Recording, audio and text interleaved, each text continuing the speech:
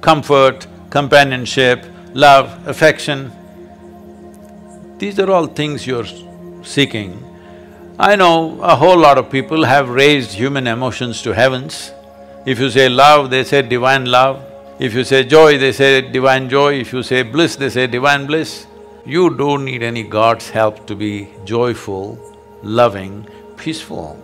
As a human being, you're endowed with these qualities.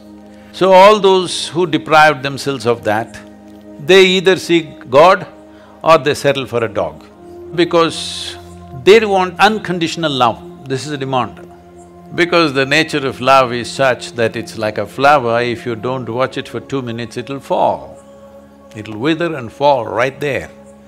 Either you want to let it fall, or you have to nourish it every moment, or you have to concretize it. That means you take a picture and keep it on your phone screen, or you institutionalize it with marriage or this or that. But you cannot institutionalize joy or peace, like right now we think United Nations is the institution for peace. No, you cannot institutionalize peace. You cannot institutionalize joy. You cannot institutionalize love or anything for that matter. So I'm not talking against institutions, but institutionalizing things that happen within a human being is a silly effort. Love gets tedious, somebody's fondness gets very tedious, comfort gets tedious. Because the nature of life is, it wants to constantly expand. If there is no room for expansion, it doesn't matter you are kept in a… whatever is the most wonderful palace, it'll get tedious. All the heaven-bound people, they don't know how bored they will be within 3 days in that place of goodness. The very nature of a human being is such. Only if you are a pet animal, if you have reduced yourself to that, you're just happy with the meals that you're getting and somebody is fondling you once in a way and you're happy with that. For that you must be a pet animal, you should not be born as a human being. Once you're born as a human being, it is natural wanting to break barriers. The barriers are not really physical. Whether you build your own house or you live in your parents' house or you live in a slave master's house, the house and walls are not the barrier. It is all within us.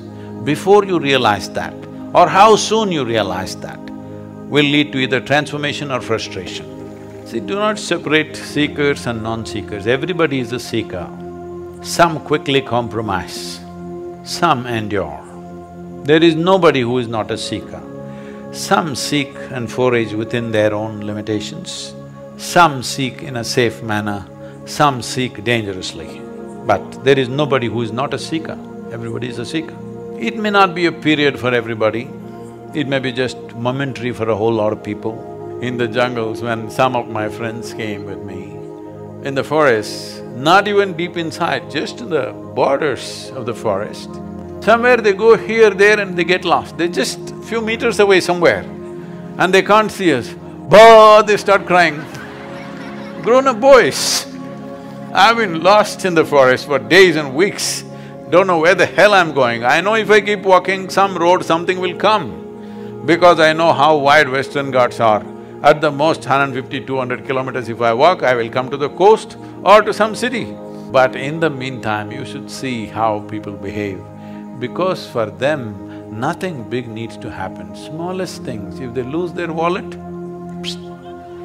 they lose their phone, gone. Everything is gone, all right? So they don't have to lose their life. This is why I said, when a time comes when you're going to lose your body and everything that you know as life, either terror will come when they first realize that, but slowly as life starts ebbing, it gives you a certain anesthetic. This is the nature of life. Because life doesn't just pop out like this, it is leaving slowly. As it starts leaving slowly, you will see there is a kind of an anesthetic, there's a kind of comfort that they come to. You will see they were struggling in pain, this, that was happening, but as death is slowly coming, approaching, last few days you see they become peaceful, nice, some of them even joyful. A few are bewildered, what's happening?